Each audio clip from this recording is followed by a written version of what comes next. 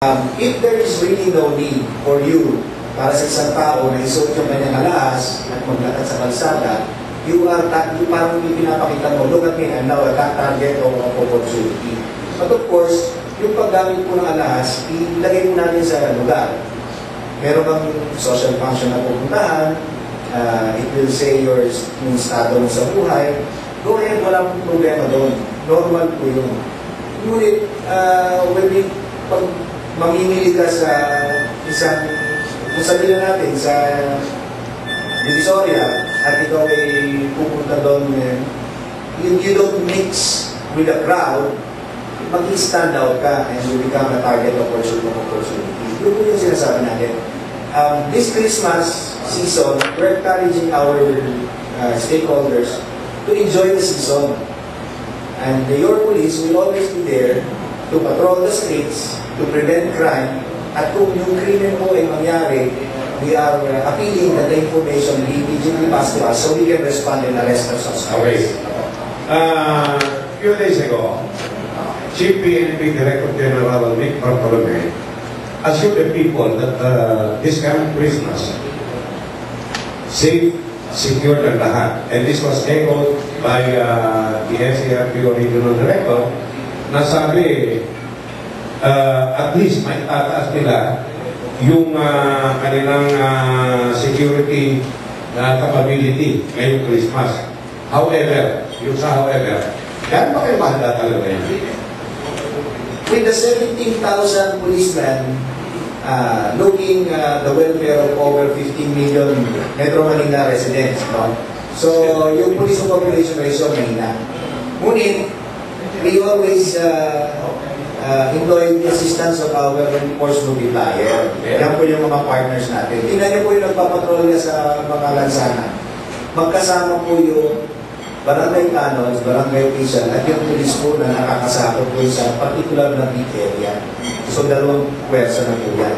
Isasama po natin doon sa pagpapatrolya ng mga villages, yung village watch group or neighborhood watch.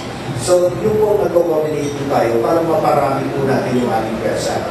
For the Christmas season, meron na po kaming security operation plan for pagdating po na preparatory from ito po, pagdating po ng December, magkakaroon na po tayo ng Misa Regalio, yung mga Don Masses. Ang pulis po natin, titignan po natin kung saan natin sa deploy. Hindi po natin bibitawan yung mga... Anong base? Foot patrol o mobile? Mobile and foot patrol. Kasi yung deployment plan po ng ating regional director, yung pulis po natin ay nagpapatrolya 24/7, ito 8 oras. So yung 8 hours mo, ipe-perform mo yan in the community. After that, papalitan ka ng next group o another set of policemen na magpapatrolya for the next hour. So 24/7. Kaya nga po, nung nakita po ni General Espina yung natutulog, talagang galit na po siya, pinanggalin niya. Because you have no reason not to perform your job because you're only given now 8 hours to perform your job. Kaya na dito may magtatanong sa'yo, kanina pa magtataas eh. Okay, mahiya magtanong. Kahit nag-uusap pa kami dito ng Colonel Carlos, nauna mo na si Kuya. Kanina tanong? Ay, Colonel Carlos. Okay. Sir, simula pa ng spokesman si PNP Chief Director, PNP Chairman Director General Espina. Maganda niya yung kanyang programa. At no doubt sa question doon sa lahat ng gagawin mo. Pero ang pinakatatahanan natin dito po sa particular sa Valenzuela po, para sa akin po sa pag-cover ko gabi-gabi kasi parang kami ngayon ay sa gabi na, hindi po nawawala yung crime sa Quezon City sa Kamanaba area. Pero ang pinagtataka ko po dito sa Valenzuela, kapag kami kumukuha po ng balita doon, zero crime, laging walang balita, kahit na maliit, kahit na snatching, buldapan, at bukod doon, General, ay dadaan pa sa PIO. Halimbawa, pupunta ka sa desk, sasabihin mo, sir, kumuha kami balita, kami yung ID mo sa Valenzuela Police. Sandali lang, saan kayo pupunta? Sir, sa Tep and Robbery o kaya sa gas. Sandali lang, sino pupuntahan mo? Hindi sir, gratter lang, sandali lang. pangalan mo, lista mo na. So, ibig sabihin, ang pagkakalam namin, ang blatter, public record yan na para sa lahat, kahit hindi ka reporter, pwede kang bumuklat. Pero bakit kailangan pa ng permission doon sa Valenzuela Police na bago mo i-report, kukuha? Kaya nga, ngayon, puro crime zero rin eh. Zero crime, kahit sa balita. Sa Valenzuela, itinagpa natin ni Sir Winter, zero crime, wala nangyari. Bakit zero crime?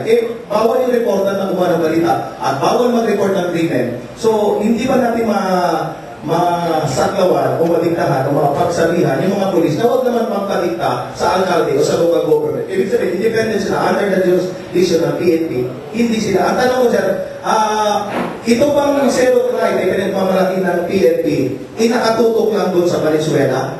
Kaya mababa ang krimen? Sa Valenzuela na buka o sa Metro Manila po? Okay, thank you. Okay, sir, the best is puntahan niyo po si Police Senior Superintendent Wilben Mayor. Okay? Ang role po kasi ng PIO is to be your conduit. Yung blatter po is accessible.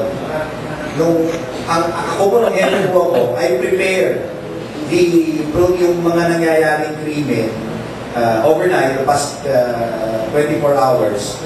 At yun po yung available kagad para hindi na nagkakalkal ng police blatter.